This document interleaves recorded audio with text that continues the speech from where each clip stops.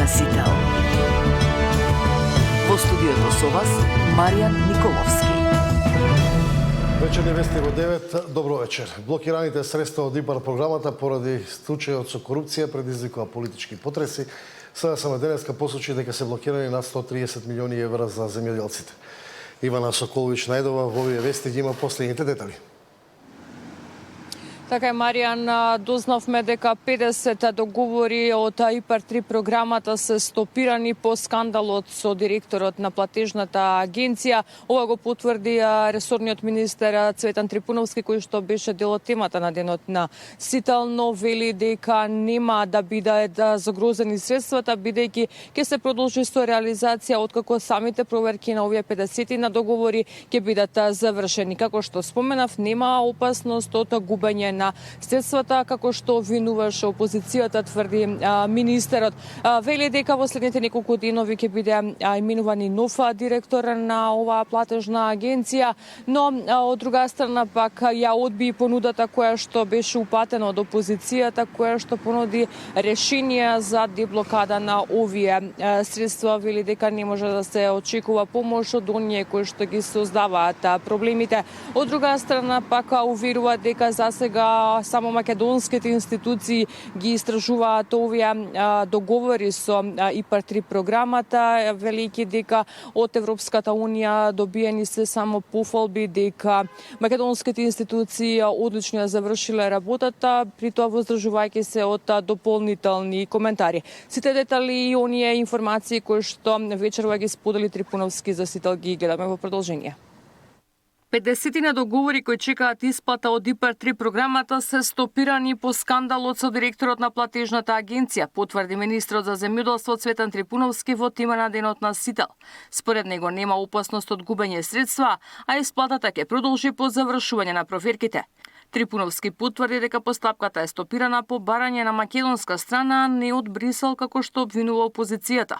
Колку ќе трае постапката на проверка на сите стопирани договори, за сега е неизвестно.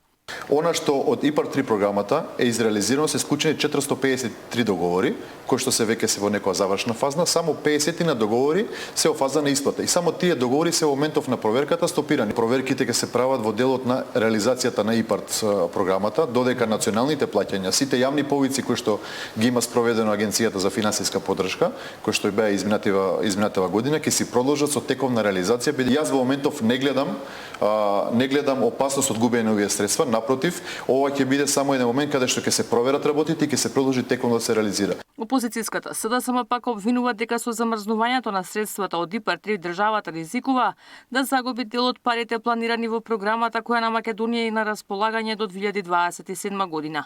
Екс-министрот за земјоделство Николовски понуди решение на владата за деблокада на средствата. Првин, утврдување на фактичката состојба, обемот и слабостите. Второ, врз база на овие наводи и извештаи, заеднички да се подготви обемен акцијски план, кој државата ќе го достави со задачи, со брзи рокови и ќе го презентира до Европската комисија. Трипуновски пак одбива помош од СДСМ со образложение дека не може да нудат помош оние кои што создавале проблеми. Во следните денови ќе биде именуван нов директор на платежната агенција. По скандалот во кој директорот Илија Стоилев беше фатен како прима подкуп за доделување на финансиски средства на агрофирма од Струга, која не ги исполнувала условите. Неизвестно е колку долго средствата од Европската програма ќе останат стопирани. Стоилев беше фатен додека примал подкуп од 400 евра како прва рата од ветените 50.000 евра од струшката фирма. До овој момент само македонските институции работат и прават проверки што се случувало во платежната агенција, тврди Трипуновски. Брисел ја поздравил акцијата и чека дополнителни информации од нашите институции, но се воздржуваат од дополнителни коментари. Во случајот 5 мина се осомничани, 4 се во ефективен, а 1 во куќен притвор. Ивана Соколович најдова, Сител телевизија.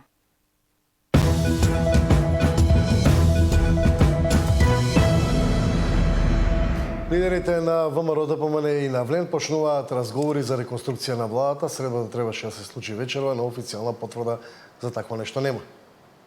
Јас сум убеден дека во следните денови ќе биде постигнат договор кој што ќе биде насочен пред се кон зголемена ефикасност на владата. Една работа што постојано и премиерот, мислам, пред некој ден ја нагласи, но дозволете ми јас да го повтораме дека не се работи за бројот на местата на коалициониот партнер. Се работи за прашањето за капацитетот на поединците, нивното знаење, нивното искуство и како тие ќе придонесат кон институциите што посакуваат да ги предводат. Помалку да се фокусираме на квантитет, а повеќе да се фокусираме на квалитет. Тоа треба да биде и приоритетот на сите коалициони партнери во влада. Поранешни функционери на СДСМ одбивале соработка со лидерот на партијата. Вакви информации денес објави ВМРО ДПМН, уменувајќи дека во опозицијата по изборите Филипче не го чувствуваат за релевантен. СДС е во тежок политички нокдаун, а процесот на консолидација никако да му појде од рака на Филипче. Информации кои од Бихачка стигнаа до нас велат дека познат доктор и поранешен градоначалник одбил функција во раководството на СДС само затоа што не го смета Филипче за релевантен политичар. Дека Венко Филипче има проблеми со консолидацијата и зачувување на онака малото членство, говори и фактот што поранешни активисти, но и функционери и поддржувачи на СДС јавно не се поистоветуваат и со Филипче и со СДС. Или пак не даваат поддршка на политиките и бараат одговорност во нивната партија.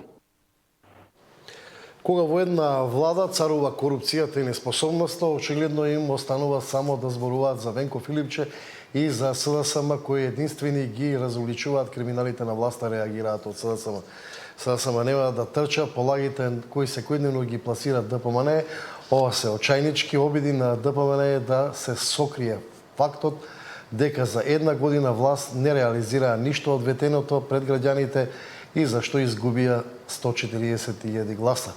Тоа е рецептот на оваа неспособна власт, која не испорача ништо, земјоделците и граѓаните ги остави без пари и секогаш бега од одговорност. Спинови во паника се најбрз доказ дека не им оди работава. Државата пука по сите шавови, инфлацијата расте, економијата тоне, инвеститорите се заминуваат, а корупцијата е секојдневие, велат во реакцијата од СДСМ.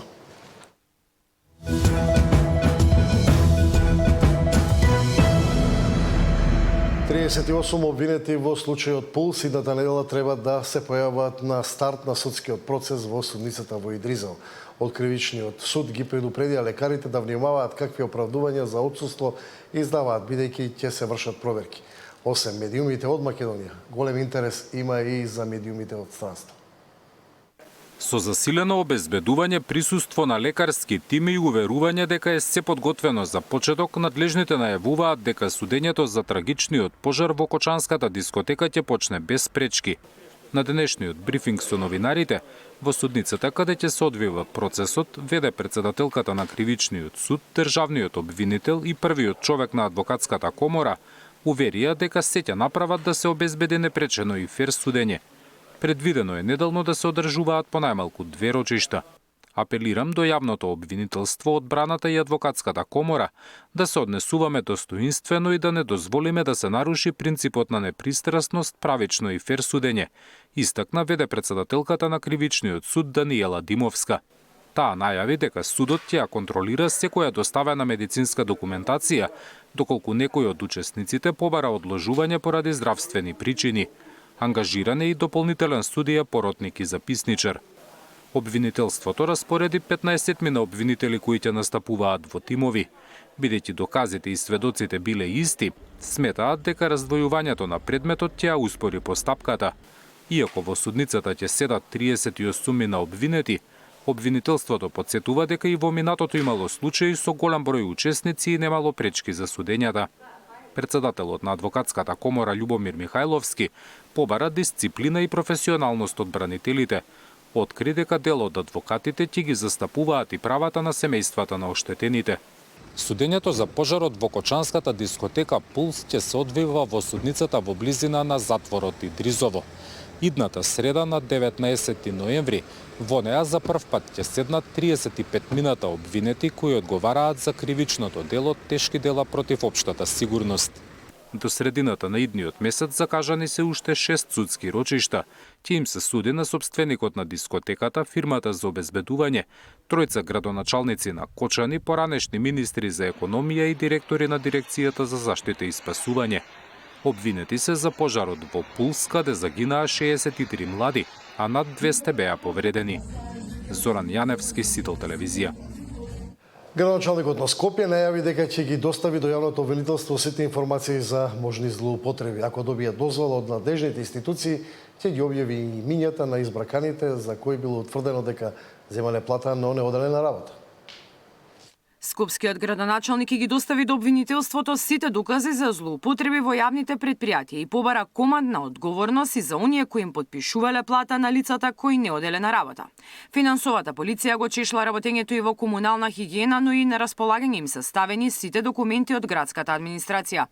Ѓоргиевски вели меѓу отпуштените имало и лица кои биле во притвор или одслужувале затворска казна.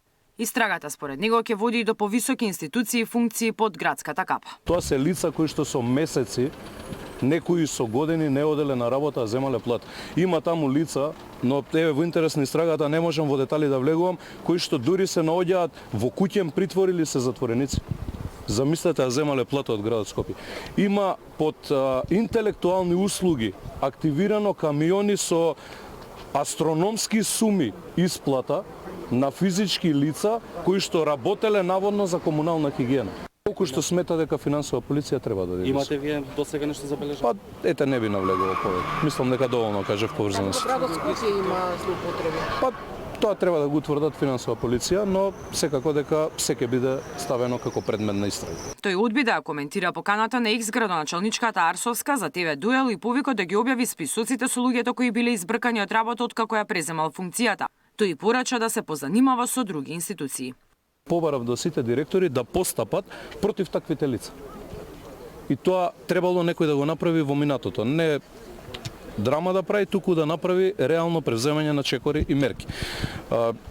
Така да го имаме списокот, како ќе се изјасни Агенцијата за лични податоци, мене не ми смета, напротив, одговорно е да се објават. Што се однесува на бивши политичари кои што имале шанса дадена од граѓаните, но го потрошиле за апсолутно ништо мандатот, немам што да коментирам.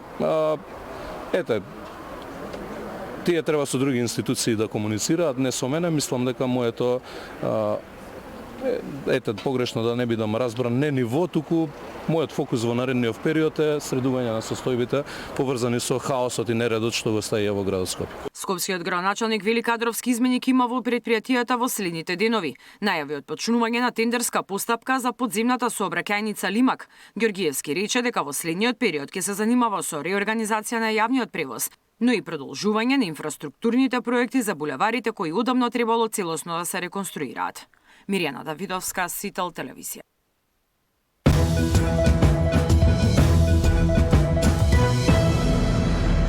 По продолжение и блог вести од светот.